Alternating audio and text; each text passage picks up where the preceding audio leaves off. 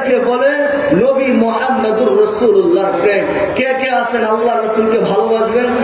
হাত উঠান। আল্লাহ, এই মাঠ করা মানুষ সকলকে আপনি কবুল করে নেন, বলুন আমিন। নবীকে ভালোবাসবেন না কেন? আল্লাহকে রাজি করতে চান না? কি বলে? আল্লাহকে রাজি করতে চান? আল্লাহকে রাজি করতে চান, নবী মুহাম্মদুর রাসূলুল্লাহর আদর্শ ছাড়া কোনো রাস্তা নাই নাই নাই নাই নাই। নবী মুহাম্মদুর রাসূলুল্লাহ সাল্লাল্লাহু আলাইহি ওয়াসাল্লামকে যদি আপনি রাজি করতে পারেন, আল্লাহ রাজি হবে। কোরআন এটাই বলে, কুল আতিউল্লাহ ওয়া আতিউর রাসূল। আমার নবীর আনুগত্য করো, আমার নবীকে তুমি ভালোবাসো, আমাকে ভালোবাসা হয়ে যাবে। এই জন্য মেরে দোস্ত, সাহাবীরা কেমন ভালোবাসতেন আরেকটা নমুনা আমি দিয়া যাই, এরপর একটু টাচ দিব। যে হযরত রাসূলুল্লাহ সাল্লাল্লাহু আলাইহি ওয়াসাল্লাম উম্মে আইমান নামে একজন দাসী ছিল। এই বর্ণনা বুখারীতে আসছে। আল্লাহ রাসূল রাত্রে পেশাব করছেন কোন পাত্রে, তো আল্লাহ রাসূল সাল্লাল্লাহু আলাইহি ওয়াসাল্লামের কৃত দাসী বাদী উম্মে আইমান পিপাসায় ঘুম থেকে উঠায় ফেলছে। তো উম্মে আইমান হাতের কাছে এসে পেয়ালা রাখা দেখলো তরল জাতীয় কিছু, নাকের কাছে নিয়ে আসছে, দেখে সুগন্ধি ছাড়া আর কিছুই নাই। শুনতেছিলেন তো মনও মানতে ছিল না, আল্লাহ রাসূলের পেশাব পান করে ফেলছে। আল্লাহ রাসূল ঘুম থেকে উঠার পরে জিজ্ঞেস করছে, উম্মে আইমান তুই কি কর? আমার পাত্রে কিছু রাখা আছে, বাহিরে নিক্ষেপ কর। বলছে এটা রাতে শেষ করে দিছি। আল্লাহ রাসূল বলছে, উম্মে আইমান করছিস তো করছিস কোথায়? বলছে, ইয়া রাসূলুল্লাহ পিপাসা আমাকে ঘুম থেকে উঠায় ফেলছে, হাতের কাছে ছিল পেয়ালাটা রাখা, হাত দিয়ে দেখি তরল জাতীয় কিছু, তো নাকের কাছে নিয়ে দেখি সুগন্ধি ছাড়া কিছুই নাই, মনও মানতে ছিল না, পান করে ফেলছি। আল্লাহ রাসূল বলছেন, উম্মে আইমান তুই নিজের উপর শোন, উম্মে আইমান তুই আমার পেশাব পান করিস নাই, তুই নিজের উপর জাহান্নামের আগুনকে হারাম করে নিছিস, হারাম। শুধু তাই না উম্মে আইমান, জীবনে তোর কোনোদিন খিদা আসবে না, ক্ষুধার কসম খেয়ে বলতে পারি উম্মে আইমান যতদিন জীবিত ছিল খিদা তাকে স্পর্শ করে নাই।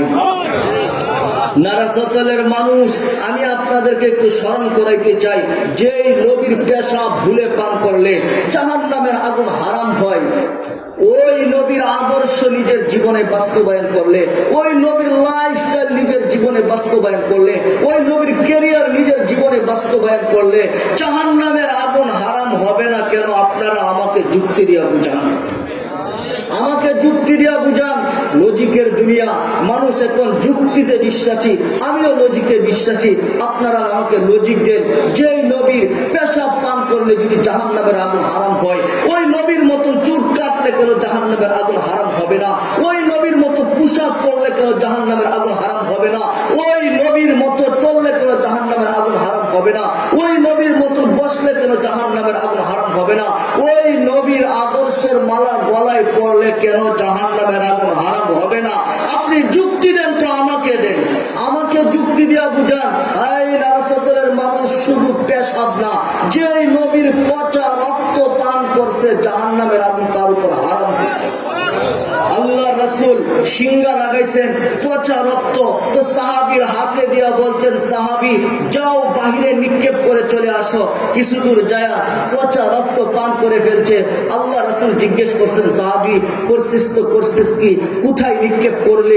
বলছে, ইয়া রাসূলুল্লাহ একবার দুইবার তিনবার কোনো কথা বলে না, চতুর্থবার বলে, ইয়া রাসূলুল্লাহ নিক্ষেপ করছি তো পেটে করছি, পেটে পেটে পেটে।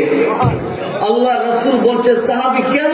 বলছে, ইয়া রাসূলুল্লাহ আমি তো নিক্ষেপ করার জন্য নিয়ে যাইতেছিলাম, কিছু দূর যাওয়ার পরে মুখটা খুলছি, বাহিরে নিক্ষেপ করবো, সুঘ্রাণ আসতেছিল, শুধু সুগন্ধি, এমন সুঘ্রাণ আমি জীবনে কখনো পাই নাই। নাকের কাছে নিয়ে দেখি এমন সুগন্ধি ছাড়া কিছুই নাই। কখন যে আমার জিহ্বা আমার অবদ্ধ হয়ে গেছে, আমার জিহ্বাকে কখন এটা চাইতে খেয়ে ফেলছে, ইয়া রাসূলুল্লাহ আমি জানি না, এই জন্য পান করে ফেলছি।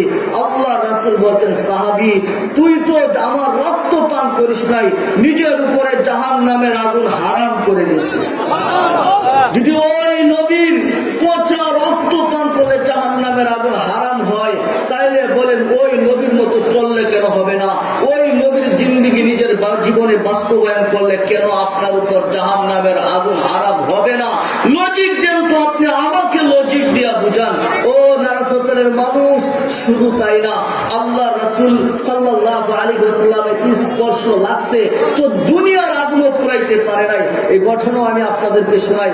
হযরত আনাস রাদিয়াল্লাহু আনহু বাড়িতে মেহমান আসছে, দস্তরখান বিছাইছে, দেখে দস্তরখান ময়লা, সাথে সাথে দস্তরখান উঠাইছে, চুলায় পাশে জ্বলতেছিল, আগুনের মাঝে নিক্ষেপ করছে।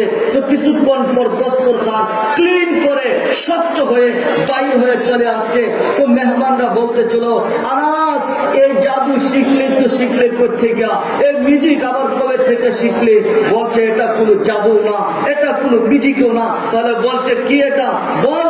শোন, এটা আমার নবী মুহাম্মদুর রাসূলুল্লাহর হাতে স্পর্শ। বলছে কি বলিস? কেমন বল, আমাদেরকে শোনা না। তো বলছে তোমরা আজকে আমার বাড়ির যেমন মেহমান হইছ, আল্লাহ রাসূল একদিন আমার বাড়ির মেহমান হয়েছিলেন, আমার বাড়িতে তিনি আসছেন, এই দস্তরখানে খাইছেন।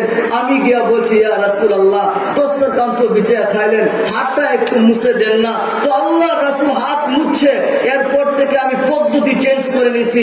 এরপর থেকে আমার এই দস্তরখান যখন ময়লা হয়, কোনোদিন সাবান দেওয়ার দই না, কোনোদিন আর পাউডার লাগাই না, পানি দেওয়ার কোনোদিন দই নাই। বলছে কি করিস? তো বলছে ময়লা হইতে দেরি সুরাতে নিক্ষেপ করি, ক্লিন করে আগুন আমার নবীর স্পর্শ লাগছে। ওই দস্তরখানে আমার বিশ্বাস ছিল দুনিয়ার আগুন স্পর্শ করার ক্ষমতা নাই। এই জন্য প্রতিদিন আমি যখনই ময়লা হয় ভিতরে ঢুকায় দেই, ক্লিন করে চলে আসে। ও নারাসতের মানুষ, যে নবীর হাতের স্পর্শ লাগলে দুনিয়ার আগুন আপনার পুরাইতে পারে না দস্তরখানে, ওই নবীর আদর্শ আপনার জীবনে বাস্তবায়ন করলে, ওই নবীর আখলাক আপনার জীবনে আপনার আখলাক হয়, এই নবীর ঘুমানোর সুন্নতটা যদি আপনার জীবনে বাস্তবায়িত হয়, বলেন আপনাকে জাহান্নামের আগুন, আমি বলতেছি কসম খায় বলতে পারি, কসম আল্লাহর নামে শপথ খায় বলতে পারি, যদি নবী মুহাম্মদুর রাসূলুল্লাহর মতো আপনার জীবনকে সারাইতে পারেন, আপনাকে নবী মুহাম্মদুর রাসূলুল্লাহকে যদি আপনার আইডল বানাইতে পারেন, দুনিয়ার আগুন আপনাকে কোনোদিন স্পর্শ করবে না, জাহান্নামের আগুনও কোনোদিন স্পর্শ করবে না। কি বলেন? নবী মুহাম্মদুর রাসূলুল্লাহর আদর্শ নিজের জীবনে বাস্তবায়ন করবেন তো? হ্যাঁ, প্রত্যেকে করবেন তো?